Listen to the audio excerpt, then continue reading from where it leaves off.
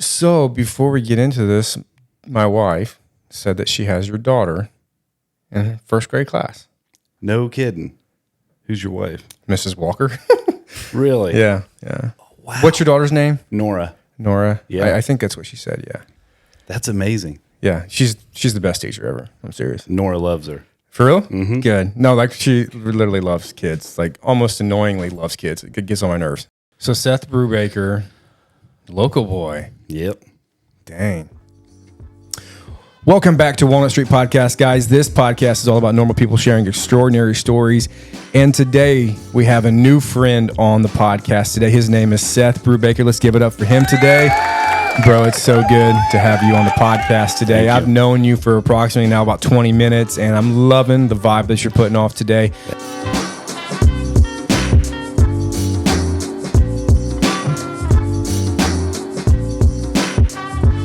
But before we dive into our podcast today, I need y'all's help that are watching this today. I truly believe in the stories that these people are sharing, and I need your help. I need you to like this. I need you to share it. I need you to promote it. Help us get the word out. These are normal people with extraordinary stories of success, but I think even more importantly, stories of struggle. Mm-hmm. A lot of us can identify with struggle probably more than we can success. Mm-hmm. I know I can personally. So it's a great privilege to have you on the podcast today, Seth. Thank you, man. Thank you. And I heard about you from, of course, one of our producers here, Tim, who speaks very, very well of you.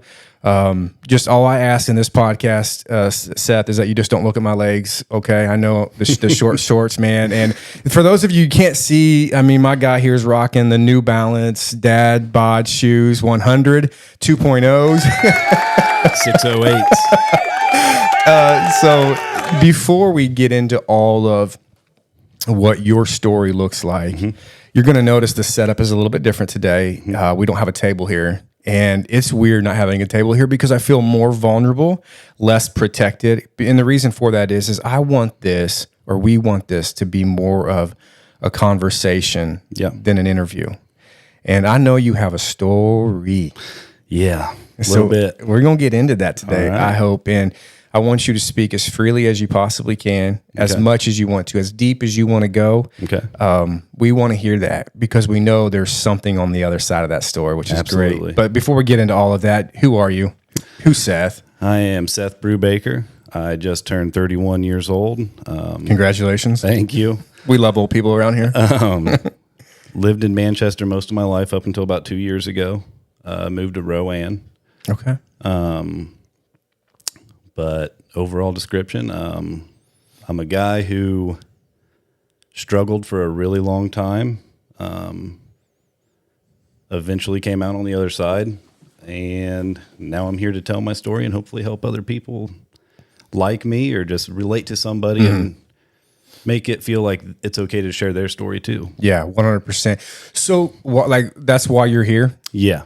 I was telling Tim, I've been wanting to tell my story ever since I came home, and I just don't know how. Where did you come home from?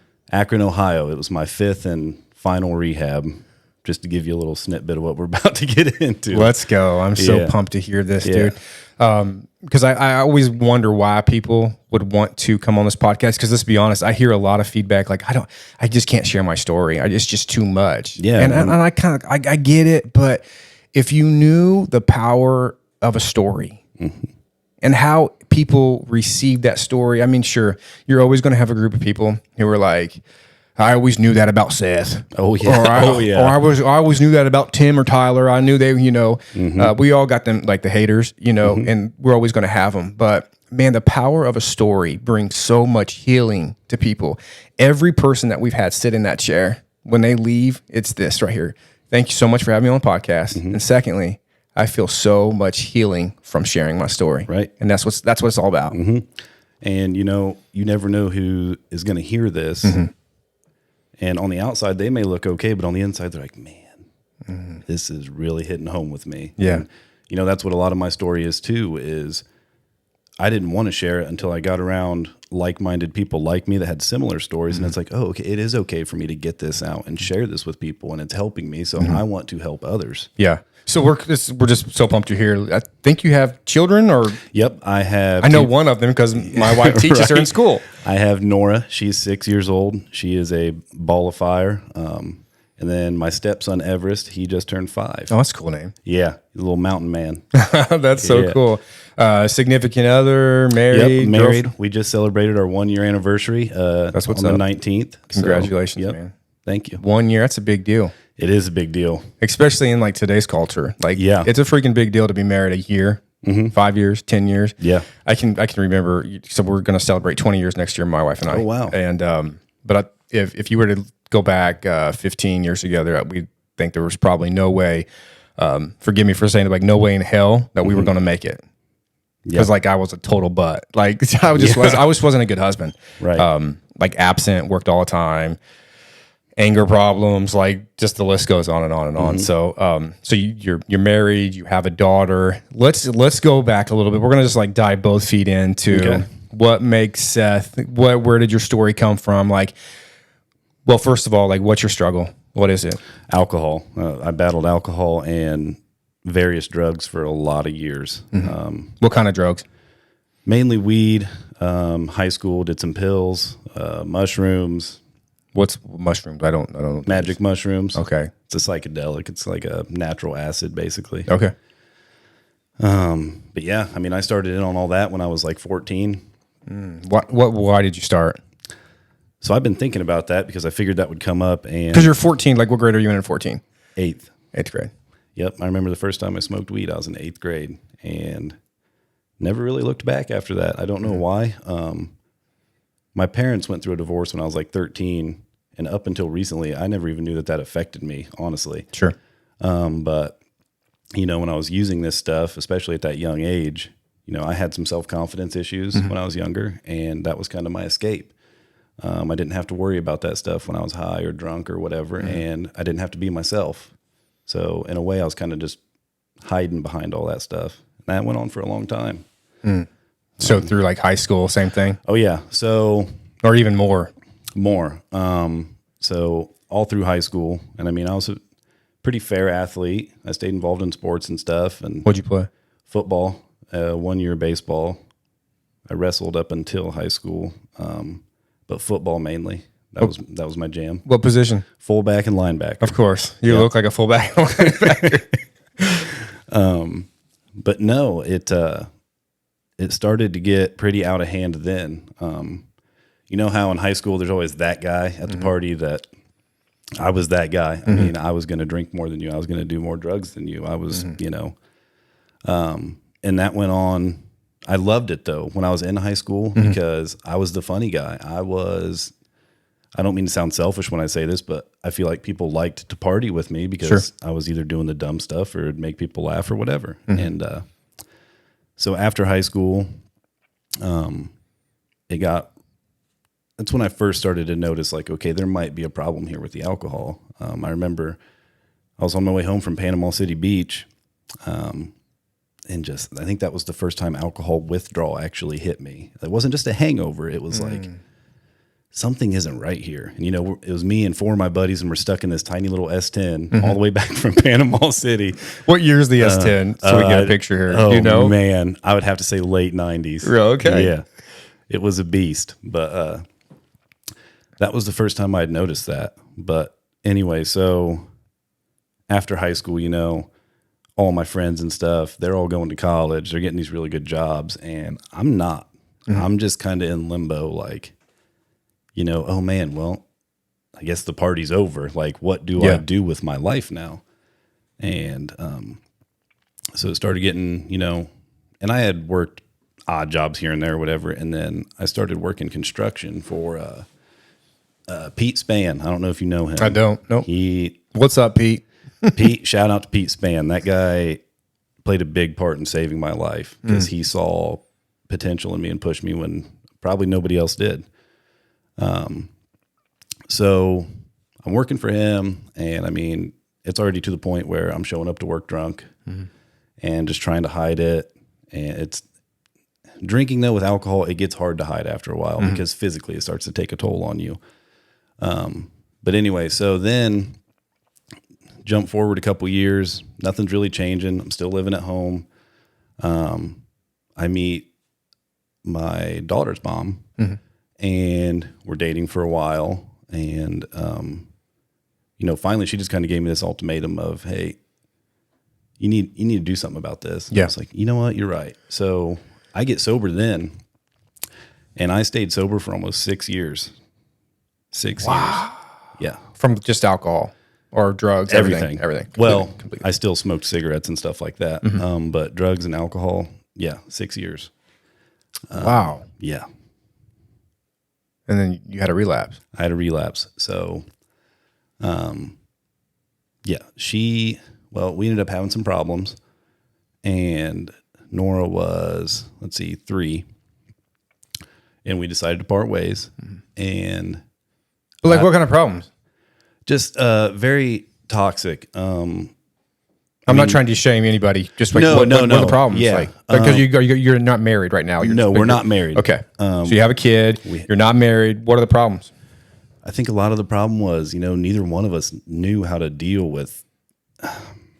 We were both very young, new to living together, and trying to raise a baby is stressful on both people. It's crazy. It is. And on top of that, there was multiple times we both tried to quit smoking at the same time or stuff like that. Probably not a good idea, right? No. But It's not like lose the weight together, but like quitting alcohol or cigarette together, probably not a good idea for your marriage. One or the other. But, we just, I don't know. We struggled a lot with, I think we just wanted to go 2 different directions, man. Like I said, I don't want to shame anybody. No, it's not about that. It was 100% just as much me as her and her as me. But, so we split up, and after almost 6 years, I drank the night that she left. That night. Well, let's pause right there. Speaking of drinking, let's go ahead and crack open our drink today. Because I'm a little thirsty. I'm a little parched. Yeah. It's turning into the hot box in here today. So a ghost is what we do every episode. And you're going to have the privilege of enjoying it. Have you ever had this before? I have not. Okay, this is the best one. Okay. They make several flavors. This is the best one. Cherry limeade is what we got today. So we're just going to pop this open today. Okay. There we go. Oh, yeah. So glad you're on the podcast. That is good. Is that not tasty? That is good. So let's just kind of back up a little bit. You're sharing your story of relationship breakup. You're sharing the struggle of raising a child. You're sharing the struggle of alcoholism, drug addiction. And at this point in your life, how old are you when you separate? I am 27. 27 years old. So you were addicted in high school. Yep. Without even knowing it. You don't necessarily expect, and I want people to listen, you don't expect high schoolers to be addicted. Right. Oh, they mess around with it. That's what high schoolers Right. do. You're full on addicted to alcohol. Yep. Like craving it every second, going through the day. It's just always in your brain. Yeah, it becomes a priority over anything else. I loved football, but it was to the point where I was sneaking around getting high before football games. Did you have to choose, like alcohol, drugs, football, or were you able to ride through it all? I mixed it all. Okay. Yeah, wasn't pretty, but we made it. How did anybody ever say anything to you? No, I had a few friends that did it with me, but no adult. no. Did they? I have to ask this. How did they not freaking know? I don't know. Or did they know and they just don't say anything? I think that could have been part of it. A majority of our better players were doing it too. So I don't know if it was like if we bust one, the whole team's going down. There goes the whole season. Right? Can't have that in a small town. Okay. Because I remember when I was at school, because how old are you right now? 31. Okay. So I'm just like 8 years older than you are. I remember in school, most of the athletes were like, at that time, it was all about speed. It was all about like alcohol. And parties and things like that. And I think people knew, but they did not. It's almost like they celebrated what they did on the football field or basketball court, so they didn't want to say anything to interrupt like sports. Like, Right. I don't know. Does that make sense? Yeah, Like they were it does. so passionate about their program, their sports program, that they didn't want to say anything. Right. Yeah. And That's a shame. it is. But we had a heck of a program too. I mean, my junior year, I think we were the best start since like 1963 in Manchester. I mean, so I don't get it. I don't get it. I know you. I don't get it. I just don't, because I'm thinking I as an adult have a responsibility, right, to hold students, kids accountable for their actions. Because what if somebody would have said something to you in high school and could have detoured you from all of these other things that are about to happen in your life? right, I know it's a hypothetical thing, but right. I mean, who knows what would have happened? would you have listened, do you think? No. Okay. Guaranteed no. Pretty stubborn up until about a year and a half ago, I would say. Yeah. So you're 27. You're the kind of life starting to maybe go a little even more south. Yep. So I drink that first night that she leaves. What'd you drink? Vodka. I was always a vodka guy, hard liquor. And it doesn't take, I mean, keep in mind, I haven't drank for 6 years. So my tolerance should be way down here. It's not even like there, probably, right? Right. And I remember it took, I'm not even kidding you, less than a week. And I was back to at least a fifth of vodka every single day. How much is a fifth? Because I don't know. It's not the giant bottle, but it's the mediocre size. Okay. Why can't they go like small, medium, large? Why is it a fifth or I think it was a pint, a fifth, and then like a half a gallon. a venti? Yeah. Okay, go ahead, man. Sorry.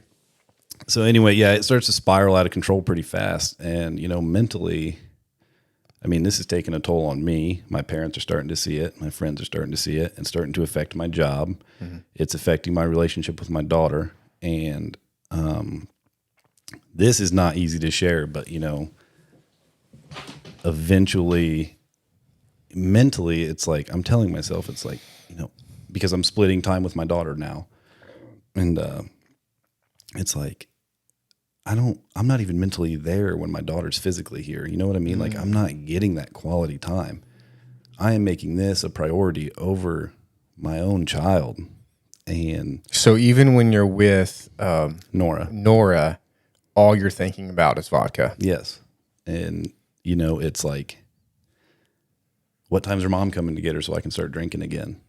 It had that much of a hold on me that eventually I was so physically dependent on it, mentally dependent on it, that it's all that mattered to me. What does that look like to be physically and mentally dependent on? Like, what do you feel when like you're?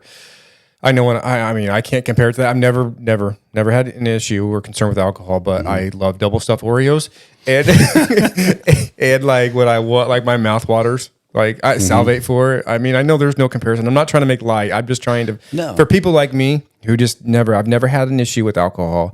I absolutely hate the taste of it. Okay. I can't stand it like at all. Not liquor, beer. I can't stand it. But what does that look like to be physically and mentally so dependent on it? I actually saw a TikTok one time and it explained it better than I ever could. To be physically addicted to alcohol, to me, it feels like you're drowning. And no matter what you do, you cannot catch your breath. And it's a constant panic attack.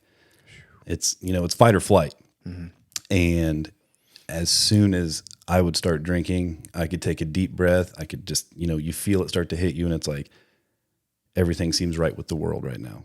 Just for that split second. So it's fighting for that split second of, you know what I mean? Wow. And that doesn't last long because then, the guilt, the shame, all that stuff just come crashing in on you. So after you take that drink, it's instantly like regret or It's at first it's like relief. Thank goodness. Yes. I can breathe because like I said, it literally feels like you're drowning and you're going to die. Like you can't breathe. And the anxiety is just, it's crazy. And your mind goes to these crazy places. But yeah, it was just. Can you explain that? Mind, crazy places. Where did you go, man? Where did you go? How bad was it? It was horrible. I mean, there was multiple times during my journey that I was suicidal. Mm-hmm. And it's sad because I didn't see that there was any other way out, and, one of the saddest parts about my story, I think, is I had such a great support system. I mean, I could probably name off 50 people that reached out to me, my family. Hey, what does Seth need? Does he need money? Does he need, what can we do for him? And it did not matter because I was so wrapped up in all that. Mm-hmm. But yeah, it was, I mean, just go to the darkest place, man. And it was so lonely there which is eventually what led me to giving my life to Jesus. Mm-hmm. Yeah, just lonely is what it all looked like. And it's crazy because, like I said, there's people coming at you from every direction, just trying to show you love and help. And you don't hear any of it because you're beating yourself up so bad in your own head. Yeah. It's sad. Wow. Yeah. Wow. I'm thankful that I've never been there, but it's really weird because I've never walked in your New Balance shoes before, your total dad bod shoes. I've never done that. But it's amazing how many people I know right now who are alcoholics and have reached out for help. Mm-hmm. And the one thing they've reached out for help, but there's still so much denial. Oh yeah, for where they truly are. Mm-hmm. I remember sitting at the chapel at the university, and a man met me there because I told him I was there just praying, and he asked if he could come and just be with me. I'm like, sure, come, but no problem. And he began to share, I'm an alcoholic, and I can't stop. Weeping. Yeah. And me and my Christian self, my preacher self, I'm not qualified to handle somebody with that level of addiction. Mm-hmm. Yes, I believe it's spiritual.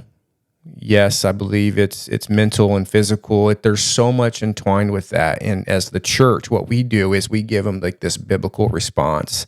Greater is he that's in you than he that's in this world. Well, that's totally real, but it's not going to freaking help him right now. Mm-hmm. He's at his lowest place he's ever been, and he can't get off alcohol. Mm-hmm. Were you ever in denial? Oh yeah, absolutely. So did you ever have people like say, hey, dude, Seth, like you're a freaking alcoholic? Oh yeah. No, I'm not. I just like vodka. Well, they would tell me that, and I would just be like, yeah, I know. I don't care. The addiction for me was, the thoughts were so obsessive about the alcohol and just chasing that feeling. I just didn't care. Because, at that time, it was like my perspective at this time when this was the 2020. I'm like, I just don't care anymore because, I've worked so hard because getting sober at 22 was a huge deal for me. Sure. And, so now I've got the girlfriend, we had a beautiful home. We have our daughter. We got the yellow lab running around in the yard. Like it's this all-American life. Dream, huh? Yeah. And man, once it just ripped out from underneath me, there was nothing left. Yeah. I'd put all my time and effort into that. And now that was gone, I had no freaking clue what to do. So yeah, let's break that down. What did you lost everything? Everything. I'm still at my house. Okay. But eventually it got to the point where I had supervised visitation with my daughter. I was not getting her overnight. And that went on forever. But I lost my job twice. But mainly I lost myself. I had no want to even like live, to go out there and try anymore. And every time you relapse, that gets worse and worse and worse. And that's why you see so many people, they eventually kill themselves or, OD, whatever. Yeah. It sucks everything out of you. I think this is a hard topic for me because I totally can't relate, and I'm glad I can't. Being honest with you, I'm glad I can't relate. But I'm thinking, I'm looking to you as a man, and I'm like, you mean you had your daughter, you couldn't overcome this, Right. And so, you hear a lot of people say, "Oh, get sober for your kids." Yeah, That doesn't work for everybody, and it probably doesn't work for most. I would assume. it is so hard to share that because it should, but it wasn't for me. My own child was not enough to keep me sober. And that's what leads to the beauty in my story about Jesus and overcoming all this is it's like, for so many, a couple years or whatever, I'm telling myself, it's like, these are voices in my head. It's like, you loser, you can't do this for your daughter. Look at her. She's freaking gorgeous. She loves you. She needs you. And I couldn't do it. I had no foundation in my life. And you're right, you couldn't do it. No. And we're going to get to that part of the story. Absolutely. But you couldn't do it. No.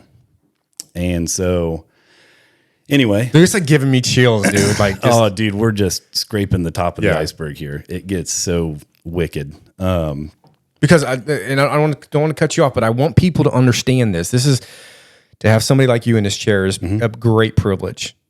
Somebody who's vulnerable enough and transparent enough to share the struggle. I'm so tired of hearing people's like success. Like, I'm so tired of social media. All you see is like the highlight reel of people's lives. Oh yeah. Like, that's not real, And so I'm so thankful to have somebody that's real in the seat. You talked about like the way you were thinking, because I know people right now who are struggling with addiction. And you have parents saying, do I not love them enough? Like, they have a perfect home. How could they possibly ever go out on a bender? Like how could they ever do this? Like, they have a perfect life. Why would they ever do it? So let's talk about those thoughts, man. Those thoughts in your head. Now, you said they're wicked, man. So they are. I want you to be so real right now. Okay. Say everything. Okay. If you want to. Okay. Because I know that there's more that's going on in your brain. It's like, you're such a loser. Like, there's more than that. What does that look like in your head when you drink instead of going to love on your kid? So there for a while, it was, it was honestly just like this. I don't want to sound like schizophrenic or I'm not crazy, but like, I would get drinking and stuff, and it was like almost every time it was like just this voice like, man, you need to end your life. You don't deserve any of this. You don't deserve that little girl. You don't deserve any of this. And eventually the thoughts that you entertain manifest into reality. Say that again. The thoughts that you entertain eventually manifest into your reality. Put that on a t-shirt. Yeah. But, it was just this obsession with, I don't want to be here anymore. And it's not even that I want to die. It's, I don't know how to keep living. Because eventually, towards the end of my run, when I was so close to death multiple times, I was so freaking scared. And it was like, okay, I know this isn't what I want. But yeah, it was just these, thoughts just hammering me of all the time, constantly. It was just, I don't want to be here. I don't want to be here. This sucks. I don't like who I am. I have become everybody that I used to judge and make fun of. Do you, that's so good. Do you think it's even worse, like in today's culture because of social media? It is so much worse. There's benefits to social media, but I also think it's worse. So for me being an alcoholic, dude, alcohol's everywhere. Yeah. It's so celebrated too. Yeah. It is so encouraged. And I hate that. I don't hate alcohol. I don't judge anybody that drinks, me either. But it's like, man, they are just shoving it down your throat. And I hate that. Every gas station you go to sells it now. It's crazy. Yeah. How much money would you spend on alcohol? Come on, dude. Do you spend like a whole paycheck, or what does that look like? So people want to know, man. Yeah. Eventually when it got really bad, I was either drinking a case of beer a day. So, average about $25, $30 a day. Because I'd go buy either a bottle of vodka or a case of beer and 2 packs of cigarettes. And then that was my whole day. It just, it was a lot of money. That's a lot of money. That's over, probably $400 or $500 a month of just shelling it out. But yeah. How are you paying your bills? So I'm still working at this time on and off. You must have been killing it. I was killing myself is what I was killing.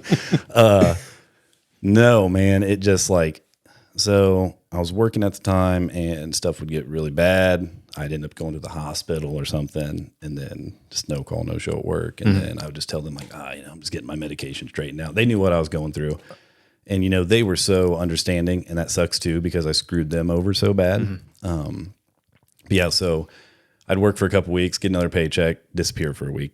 And then that would just repeat and, just get, come back. As most addicts do. Yeah. I mean, they get a paycheck and you don't see them for a few days. They're out on a bender. That's just normal. Yep. But yeah, a lot of money, a lot of ups and downs with work, and Habitual liar.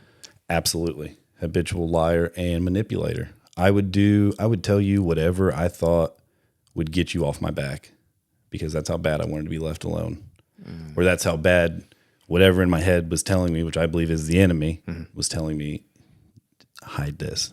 Don't talk about this with anybody because they're going to judge you. And man, people aren't stupid. They know. Yeah. So, yeah. Wow. Yeah. So we're going to go into the second stage of your story. Okay. For me, which is, I think, the best part, but you don't normally get to that part without the very, very low part in your life, which for you it's alcohol. Yeah. So I don't know. So what part do you want to go into? The turnaround, or because we haven't touched the bad stuff yet, really. Oh my, y'all, Timmy, is the camera on me? Are you hearing this? That we hadn't even touched the bad that's part what yet. I said. This has So, the possibility. It's like to Joe be two Dirt. You parts. have me in for one interview, and we just make a series out of it. Well, first of all, this is not about so people know, we don't have this like spelled out how we want this. There's more to the story. We're on the spiral down. So yeah, I just want to make it clear. I'm not trying to glorify Satan too much. No, we're not. But That's not what it's about. I do think some of these details that you're about to hear are very important, because people are just hearing that. I don't want people to hear like, oh well, yeah, he drank a lot, but he's been to rehab once, but whatever. He doesn't know my story. Yeah. So just some stats for you. From 2020 to 2022 or 23, when I finally got sober, roughly 10 times being hospitalized for alcohol. What do you mean? What do you mean? Whether that be, eventually I'd get so drunk, I'd be like, hey, I want to go get help. Or somebody would do a wellness check on me. Cops come into my house a couple times a week, and they'd show up, and I'd be so drunk, they'd say, we can't leave you here.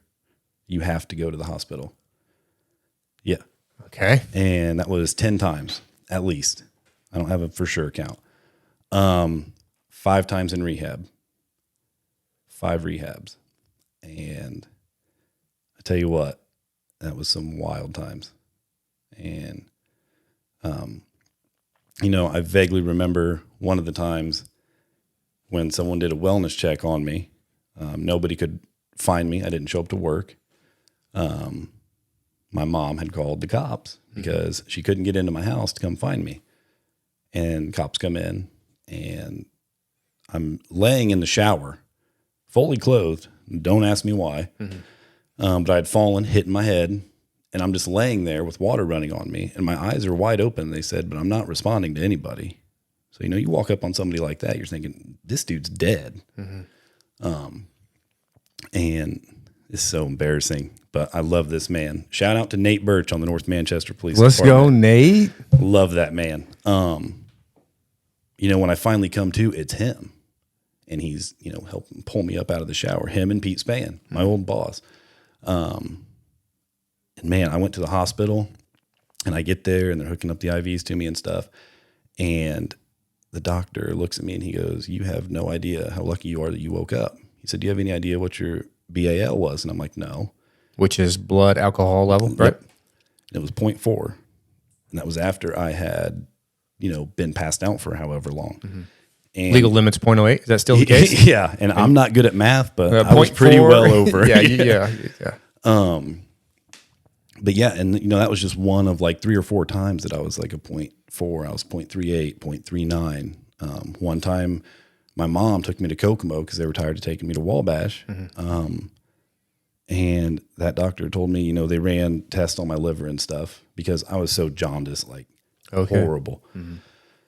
And the guy said, well, we ran some tests on your liver. And he said, looking at these tests, I would think you were a 75-year-old man. And I am 27 years old. And my liver is in shape of a 75-year-old man. And, you think that'd be enough to make you stop, but it wasn't. I went home and got drunk, I think 2 days later. I mean. So it's so funny. Well, it's not funny, but they said you had a liver of a 75-year-old man or whatever. Often, at least for me, when I think of a drunk, for some reason, I think of an older person. I don't think of a 26-year-old man. 26. And you're like a drunk. Yeah, dude. Yeah. Like a flat out drunk. I'm not trying to disrespect your story. Absolutely but like, not. let's just be real for a second. It's the truth, yeah. I don't know if it's just, I don't know why, but I'm always seeing like an old person, just a drunk man. But you're 26 stinking years old, man. Whole life ahead of you. Whole life. And Drunk, and passed out. I can't see it. And I mean, I'm a menace in these hospitals too, mind you. I mean, I'm taking my own IVs out, telling them I'm going home, blah, blah, blah. And, I have to tell this story. I promised Peter I would. One time I was in Wabash and I checked myself out and it's like 40 degrees, man. And I'm walking home from Wabash and I still live in Manchester at this time. And I have nothing but sweatpants and a long sleeve t-shirt on. And I remember stuffing grass up into my sweatpants to keep myself warm. And I am so determined that I'm going to go home and get drunk again. I'm going to walk from Wabash to Manchester. I don't care what anybody says. This is what I'm doing. That's how over it I was. Eventually, I get picked up by this farmer. Shout out to the farmer. I don't know who you were, but thank you. And he lets me use his cell phone. And I called my mom and, she starts cussing me out. What are you doing? And eventually she came and got me and took me home. But yeah, man, just so much wild stuff like that, people, like we said, haters are going to be there after this for sure. Oh, yeah. I wanted to share that stuff because that is like, it's real, it's raw, it's what was happening. And I don't want somebody that's going through that to feel like they can't come out on the other side of this. Wow, dude. I'm just like, I'm so blown away right now. Almost like just teary. Like I feel like I want to cry actually because of just, I know a lot of people that are there right now, and as a pastor, you're always trying to heal people. You're always trying to fix people, but quite honestly, there's just people who are too broken. I can't fix them. Right. I can't, but you know who can. But there is somebody who can. Absolutely. And I think as pastors, we try to take that responsibility on of fixing people, and we can't fix anybody. Like it's not. First of all, it's not our responsibility to fix people because we can't. Right. But man, I'm almost like blown away. I don't even know what to say. Like it's yeah. What do you think your mom? Let's talk about your mom for a second. Yeah. I mean, I don't know who she is, but wonderful woman. Sounds like an angel. She is. Also an enabler, which is a subject a lot of people don't like to talk about. And this is no blame on my mom. Nope. I mean, let's talk about it. My parents were literally just trying to help me. Yep. But, it wasn't until I was shown that tough love of, hey, dude, you're on your own, that it's like, well, I got nowhere to go now, But my mom, no, man, she would. I mean, we still talk pretty much every day, and I love that woman. I'm certain I would be dead without her here.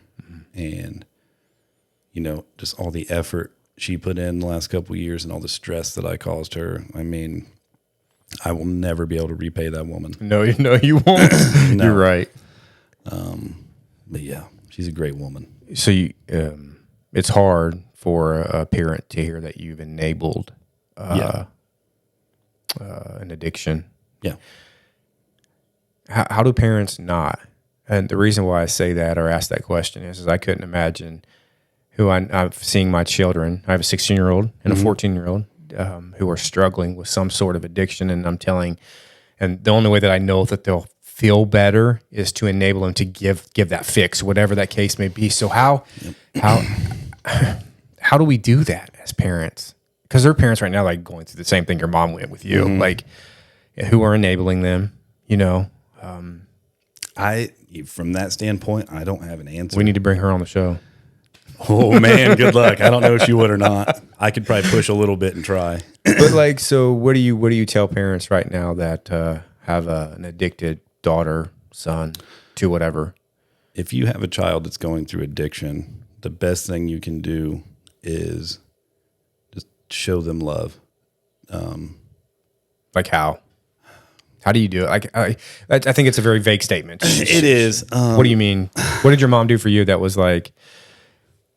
I mean, eventually they shipped me off to Ohio to rehab. But the main thing they can understand is it's not their job to fix their kids. And you're probably not going to be able to fix your kids because from a kid's point of view, we don't think that you guys understand what we're going through, and we're not going to listen to you anyway. That's my story anyway. Sure, yeah. You're probably not wrong. Kids are stubborn, especially, you said you had a 16, 14-year-old. They're just figuring out who they are. And I'm trying to tell them who they are. Right. Listen. Yeah. But yeah, don't get so caught up in fixing them. I would honestly say, give it to Jesus. We'll get there, but he is the only way for me. How many years total addiction wise did you struggle? So really hard, just the last two, up until February of 2022. Okay. That's when I went to Akron, Ohio. Wow. Yep. Just fell off the planet is what he did. Did he? Yeah. Like, Seth? Anybody heard from Seth? One of those things? Yeah. You didn't tell anybody? You just... No, I wasn't talking to anybody at this time. So okay. I will, if it's all right, I'll give you the lead up to going to Akron. Welcome to Seth's show, guys. This is Sorry. No, I love it. So this is so good, man. Proud of you, dude. Thank you. So eventually, I'm in this another downward spiral. I've just lost my job again. Shout out to everybody that helped me. I don't remember all your names, but thank you. They know who they are. They know who they are. And so I show up at my dad's house with a bottle of vodka. And I'm like, hey, Dad, can I stay here and just wean myself off? Because I had done this before. And he said, absolutely. I'm here for you. I want to help you. But if you're going to be here, we're actually going to wean you off. I'm like, okay, whatever. I had no intention of, quitting at this point. I was just tired of being at home because people kept popping in. So I'm there for a couple days and I'm just hammering this vodka. And my dad's like, dude, this ain't working either. I had drank what I brought with me and then I had woke up and went and bought another bottle. And he said, if you do that again, get it, take it home. Because I'm not going to be here and I'm not going to watch you die. So I had just bought in this truck, $30,000 truck. Awesome. What kind of was it? It's a Dodge Ram 1500. Okay. Beautiful. And I'm on my way home from the liquor store. The next day after he just tells me all this stuff, I'm going back to his house because I'm like, nah, whatever. And I get in an accident like 2 miles from his house. It's real snowy and I slid off the road down into the ditch. And I'm thinking, man, I'm in this big Dodge. I can get out of here. So I'm just, revving the crap out of it, yada, yada. Long story short. So this is kind of the turning point for me where I think Jesus finally grabbed a hold of my life. Because those last couple of days I was praying. I didn't know what to, but I was like, you either need to fix me or kill me, please, because I can't do this. Yeah. And, cop comes, someone called me in. Cops come up. Hey, you been drinking? Me being a liar. I'm like, no, absolutely not. When clearly. Never touched it. Yeah. What are you talking about? So he says, do the field sobriety test, yada, yada. I forget what I blew that day. It was 0.32, something like that. And he's like, I'll tell you what, you're in rough enough shape. I'm not going to take you to jail for a DUI today. I'm going to take you to the hospital so you can get some help. I want you to go there, detox, and I want you to go turn yourself in on Monday. I'm like, cool. All right. So go to the hospital. bunch of little stuff happens, but long story short, my dad comes, gets me. And, I ended up, sorry, Dad, I know you've been asking me this for 2 years now, how I ended up getting more booze, but I found the spare key to my dad's truck the next day and I went right back to the liquor store. Mm-hmm. And he's livid, and I would be too. Long story short, he's like, well, we got to start looking at options here. What are we going to do with you? And I'm like, I don't know. So I'm sitting there and I drank one more time.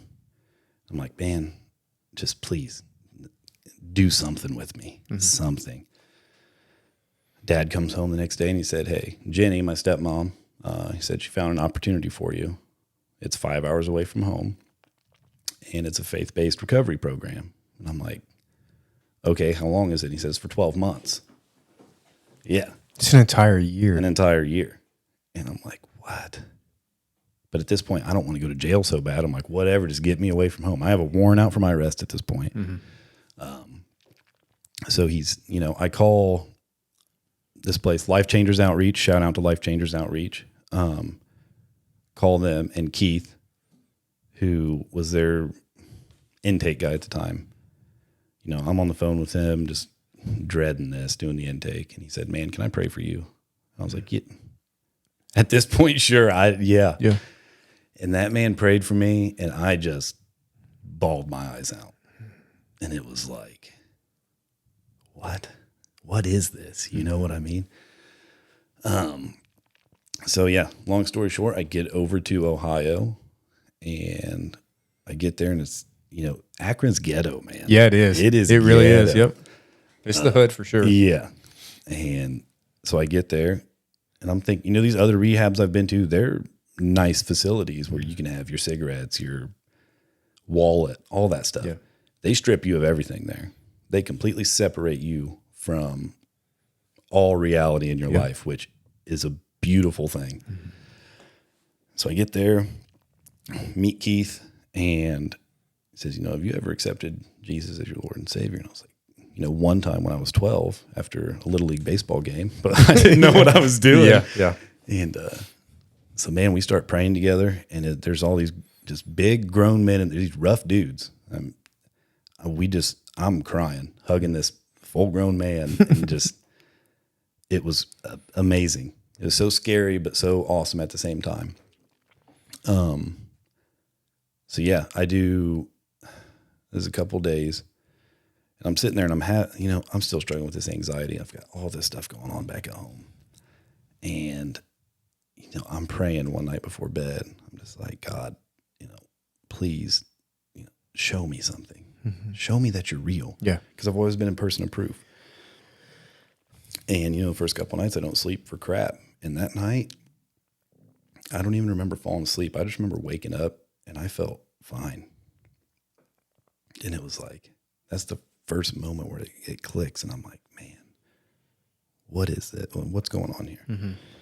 So at Life Changers, what we do is we go around selling T-shirts, on the weekends to help fund the program or whatever. Sure. And, man, just the more I do that and the more I start getting my story out there, dude, so healing and so refreshing. Oh yeah.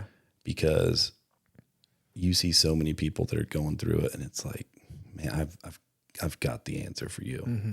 And I guess, I think one important thing to touch on, I want to be a part of my story too, is, what kept me away for so long from coming to Jesus was I thought you had to be this clean cut. I thought there was some sort of like a standard. Sure. And the most beautiful thing to me is, man, there's not. Jesus loves you at your worst the same as he loves somebody who is thriving in their life. Yep.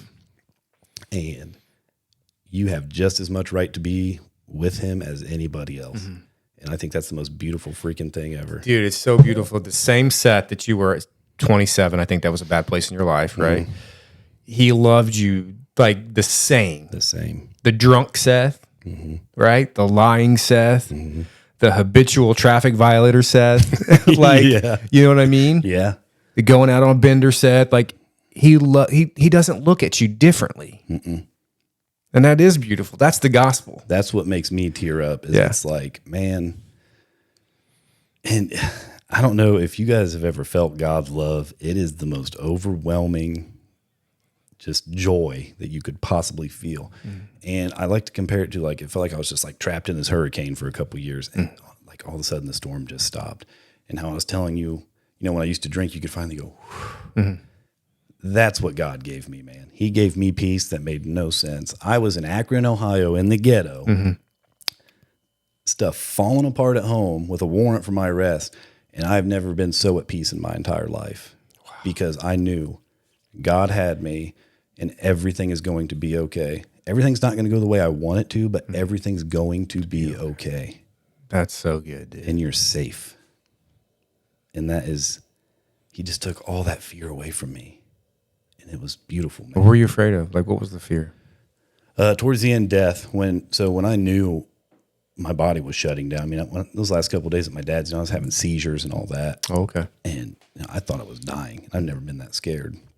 But fear of that, fear of people at home judging me, and I even felt a little bit of that when Timmy asked me to come on the podcast, just fear of the unknown. And it's like, for me now, Jesus tells me, just trust me, trust the process. Yeah. You don't need all the answers right now. Yeah. You know what I mean? And it's such a relief to know that you're not alone, not just from, other humans trying to reach out to you, but, him, that personal relationship with him will save your life. And I firmly believe that. Wow. I don't care what you're going through, that will save you and you will thrive. Do you, I know you can't go back, but do you wish you would have, maybe you didn't have the opportunity to accept Jesus? Maybe you said at 12, but you were like, whatever. Like, I had no idea what I was doing. As most kids are like, oh yeah, I love Jesus. But, but do you think it took all of that to truly get you to that point of accepting Jesus? 100%. Like I said, I've always been someone who I need to see something to believe it. And Oh, can you say that again, please? I need to see something to believe it. And when I decided to step back, he was everywhere in my life for a long time before I even knew he was there. He was always trying to talk to me, but I was letting this other yahoo win all the time. And what I hate is, people need to normalize loving Jesus. Even now, I mean, I told guys at work last night, I'm coming on a podcast. Cool. And they're like, for what? I was like, to share my testimony. They're like, well, where's it at? I was like, a church in Manchester. They're like, oh, Of course. a church. Yep. It's like, I just want to smack you and be like, man, Jesus works. He Yeah. does. And Yeah. I hate that he's not normalized. Yeah. And that's why we were like hesitant to like we use the church, we call it the C3 studio here. And I don't believe we won't want the like this church facade podcast. Like we want this to be so real. Let's get real for a second. Churches can be so bad about like just being so fake, superficial. Everybody's got their life together. The preachers are awesome. The worship's great. Like, okay, whatever. I live in a real world, and I refuse to only sit with people who look like me, think like me, smell like me, do what I do. Right? I cannot tell you, Seth, how much better of a person I am already because you're sat in that chair. Like, thank you. Like this whole stinking conversation so far, which we're probably hardly scratching. Like I'm getting chills the whole time, just because it's the redemptive story of Jesus. Absolutely. Like, if it wasn't for Jesus, I would be another statistic. By the way I was raised, absent father, don't know who my father was, like all of that stuff, just a hell of a house. You know what I mean? And that's not to shame anybody in my family. It's just the way it was. And if it wasn't for the grace of God, I would be a statistic. Like I'm supposed to be in prison. Like I'm supposed to be an alcoholic. I'm supposed to be a drug addict. I'm supposed to be this. Like I'm not supposed to be married. I'm not supposed to have 2 children. I'm supposed to have 35 kids because I don't commit, and I run. Right. That's statistically. So I'm like, I'm over statistics because Jesus changes everything. Everything. And the beautiful thing about Jesus is that you can't come in contact with him and be the same. Right. He will change you forever. And I also don't want to put off, the vibe that, oh, I'm this perfect human being now because I've experienced God's love. That's not it at all. The beauty of it is, one of the most beautiful things about that for me is learning that, man, we all kind of suck. Every one of us. Yeah, we all suck. You're right. But yeah. But as far as like, do I wish I would have came to him sooner? Part of me does, only because, I've lost friends to addiction and stuff along the way. One of my longest friends, back in 2021, he was texting me, we were struggling in and out of rehabs.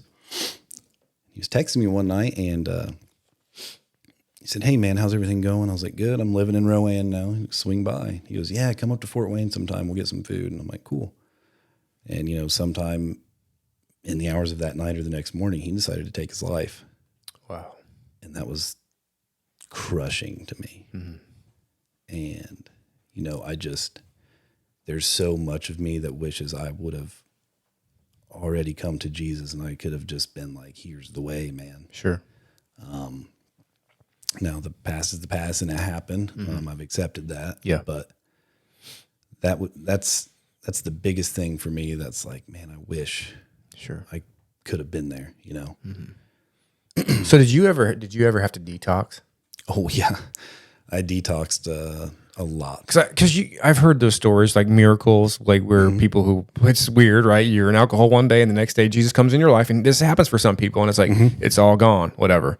I don't think that happened with you. Absolutely not. If it did, correct me. But what does detox look like? Detox sucks. I mean, there's no way to shy around that. It, people talk about the DTs and all that, and What's that? the shakes. Okay. And if you're on alcohol, especially, you need to medically detox off that because that will kill you. But detox for me was laying in a hospital bed, begging the nurses to give me more Ativan to calm me down, get me feeling right so I could go home and drink again. I mean, that's why, I had to go medically detox before I went to Ohio, which was a good thing because they're not a medical facility. They're all power of prayer. I'm telling you, I man, love it's power crazy. of prayer. Yeah. I love that though. And A little bit of old school. yeah, it was very old school. But yeah, detox, it's draining. It's, you have all those toxins in your body and it's just trying to flush them out. And Yeah. it's horrible. Yeah. I'm just thinking here that what do we say to somebody? What do we say to like the Seths right now that are Going through it. yeah, man. What do we say to them? The sooner you realize you're not in control, the better off you're going to be. Surrender your life to Jesus and get right. And you're not alone. That's the biggest thing. It was like addicts do this selfish thing where they're like, well, nobody understands me. And it's like, dude, there's a million of you out there, literally. Yeah. But you're not alone. And there is so much waiting for you on the other side of this disease, addiction, whatever you want to call it. Yeah. Is it a disease? Man, I knew this would come up. And I'm glad it did because I have a really unpopular opinion on this. I don't believe it's this uncurable disease. The Bible tells me, I think it's 2 Timothy chapter 1, verse 7, something like that. The Lord doesn't give us a spirit of fear. He gives you a spirit of power, love, and a sound mind. And I will ride that till the day I die. When all those other voices start to creep in that, I've sat through a bunch of AA meetings and all these people are like, oh, well, this is overwhelming and this is overwhelming. And it's like, dude, step back and breathe and just start talking to God. I hate that I keep saying that, but it's what I do now. And it's not even talking to God. It's, a lot of times I'll just put on one of my favorite worship songs and I'll sit and listen. What's your favorite worship song? Oh man. Or who's your band right now? I really like Sean McDonald. I don't know if you've ever heard of him. Mm-hmm. I love him. There's this acoustic album on my phone. I love that. Mm-hmm. Do you sing? You sound like you have a voice to sing. Doesn't he sound like he has a voice to sing? God, no. Can you sing for us? Thank you, Tim. Can you sing for us a He's a little race bit? car driver. He's not a singer. That's right. Come on. Yeah. But yeah, I'll just tell him, and keep in mind, if anybody hearing this right now, like, I do want you to know, if you even woke up today and you're going through this, you still have a chance. Because there's a lot of people who, had plans for today. They didn't even wake up. Yeah.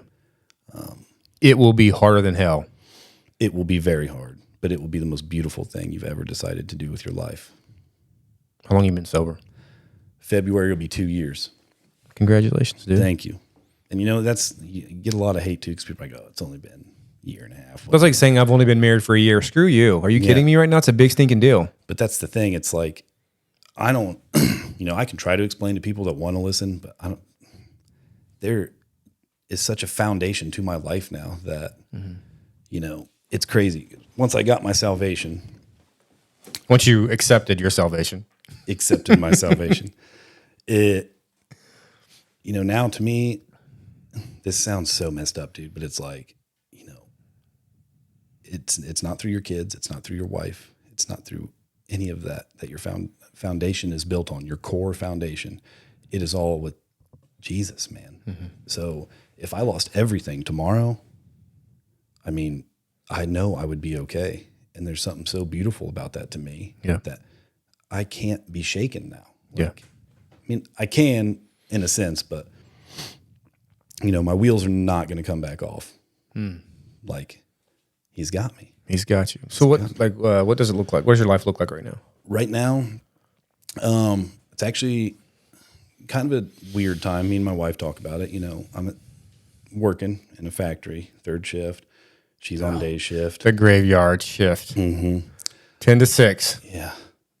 Well, as busy as we are, it's been like 8 to 6 or 6 to 6. Well, thanks for being here, man. I know sleep's very, very important right now. Yeah. I was, second guessing it, and then I'm sitting there praying, and it's like, hey, man, this is your opportunity to go tell a little bit of your story, and because that's my main mission now.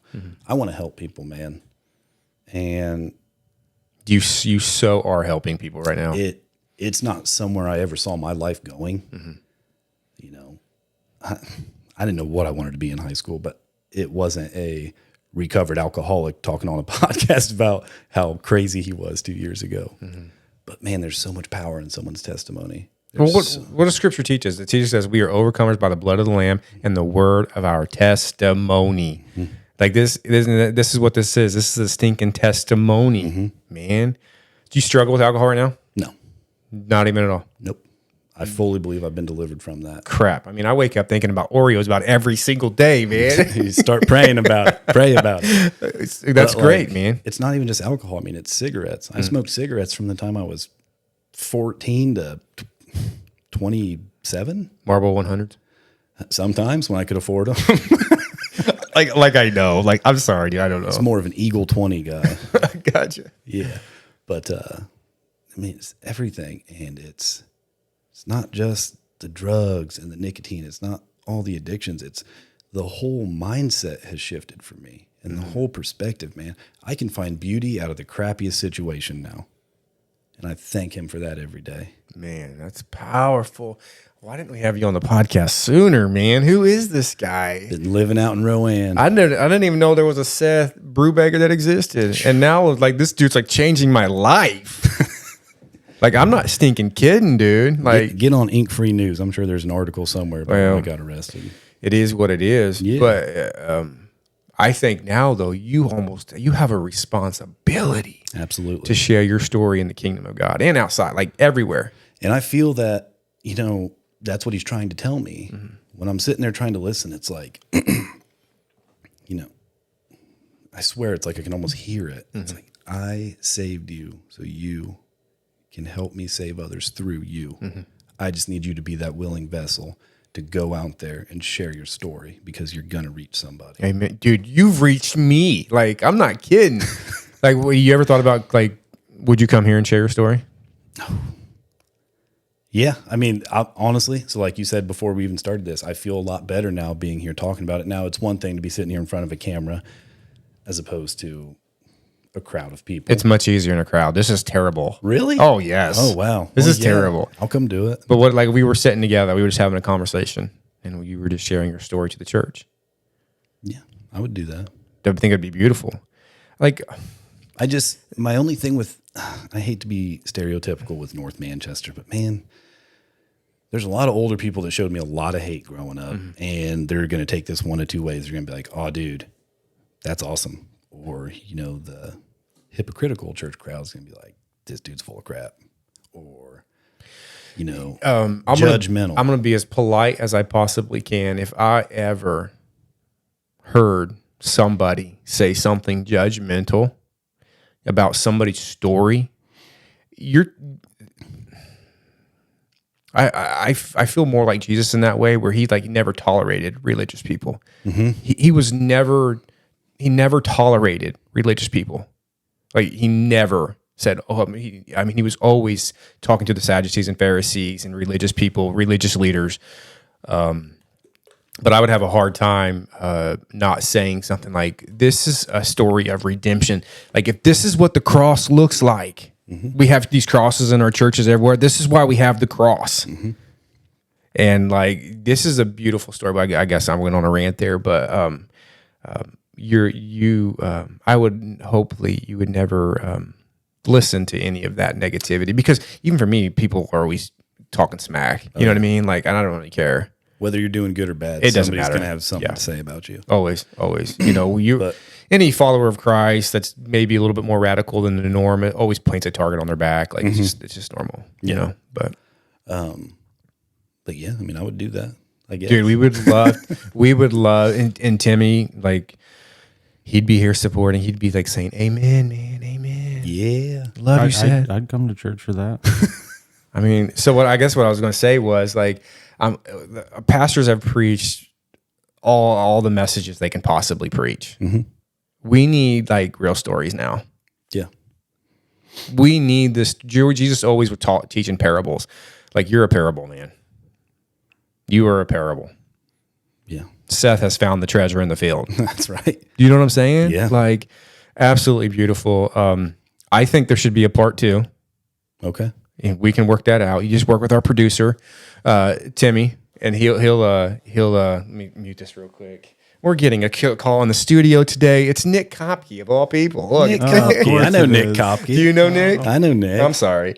No, I love Nick. But let's plan on bringing you back in, and I want to get more perspective of like salvation and what that looks like for somebody who's walked through your journey, and whatever else you want to share. I feel like, dude. Yeah, like I said, we haven't even got to how you met your wife and all that stuff. Gosh, see, there's more. There's part 2. That's what I mean, what?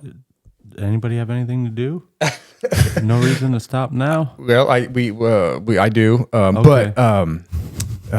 But what before we leave, Seth? Yes. What do you want to say, man? What is on your heart right now? Right now, I feel relief. Thankful that, Jesus has led me here to have this opportunity to get my story out, because I've talked to Tim about this. It's so hard. My whole time being home, I've like, man, I want to help people, but how do I do this? How do I do this? Mm-hmm. And Tim texts me and he's like, best way to navigate this is go on here, talk about it, and build off of that. And I'm like, dude, so freaking simple, but thank you. Yeah, you're right. And this is an opportunity to get, people are going to listen to this, hopefully, and hopefully it helps somebody. They will listen. We've had over 2,300 views on our channel so far, and there's only been 4 episodes. So like, it's, I'm just, right now I feel grateful. I feel grateful to be here, grateful to be sitting here with you and meeting you. And I hope to keep doing this. Yeah. I feel like I could be wrong, and maybe it's my legs or whatever, but I feel like we're friends. I feel, yeah. But man, if I just can encourage you, and I actually, if you would, I want you to actually close this thing out with prayer, if you would, if you feel comfortable to do so.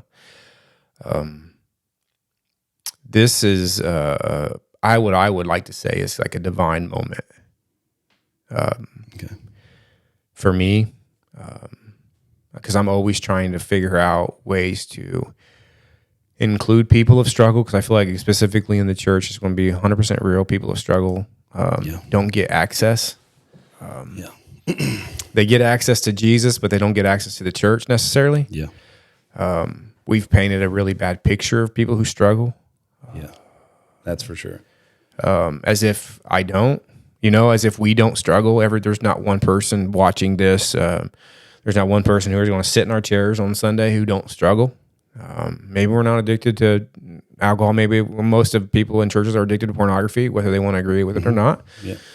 And I'm not trying to be rude. I'm just, we need more Seths. We need more people, like, if that makes sense. Bold statement.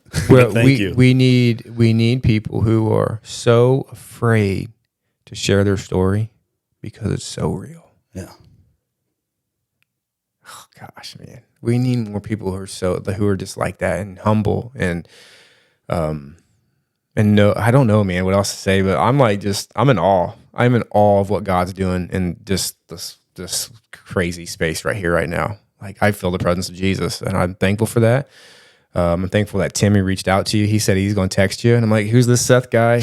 But I'm like, dude, this was a divine moment. And I hope all of us, three of us that are in the studio today, understand, like, this is an appointment from God. Mm-hmm. And I'll do whatever I can to help you share your story. I appreciate that, brother. And I mean that. Appreciate that. I will help you any way I can. It's been awesome being here, man. And this is just episode 1 of your conversation. The Joe Dirt life story. But do me a favor. Mm-hmm. Do us a favor and grace us with a prayer. And my hope is that everybody watching this today has watched the entire episode. Don't hit me up with no hate mail because you only watched 15 minutes of it. This is a story of redemption. And the reason why I say that is I got some hate mail with the second episode. And I got the hate mail because they thought that I was a porn. I can't a porno promoter because. Oh wow! And obviously they didn't watch the entire episode because it's a story of redemption, right? And so don't give me no mail or don't give me no DMs. This is a story of redemption, and I'm not promoting sin. I'm not promoting unhealthy lifestyles. I am promoting the good news of the gospel message. Amen. Yes. And Seth, you are that today. So appreciate that, man. Would you pray? Absolutely. So it's been a while since I've done this out loud. I love it. So my voice does get shaky. Good. And I get lost, so there might be some pauses. Good. You're all right. Heavenly Father, I thank you for this day, Lord. Thank you for another beautiful day you've made for us, for me to meet with Tim, Tyler. Very grateful you gave me this opportunity to get on here and share my story, Lord. And I pray that somebody out there listening hears this and feels you through my story, Lord. Yeah. Thank you for making me into this willing vessel to get on here and share my story publicly. Lord, I pray anyone struggling somehow feels your love, your grace. Let them know, Lord, that it's going to be okay, just like you did with me. Man, you are so good, Lord. Thank you. And I just, sorry. Lord, I pray protection over Tim and Tyler's families. Again, just thank you for letting me meet these beautiful men. I pray that hopefully we get a part 2 in here and we can keep sharing. And I pray that you keep me humble, Lord. Yeah. Keep me going down the path that you have laid out for me, not the one that I think I should have laid out for myself. I ask that you give everyone not what they want, but what they need, Lord. I pray this all in Jesus' name. Amen. Amen.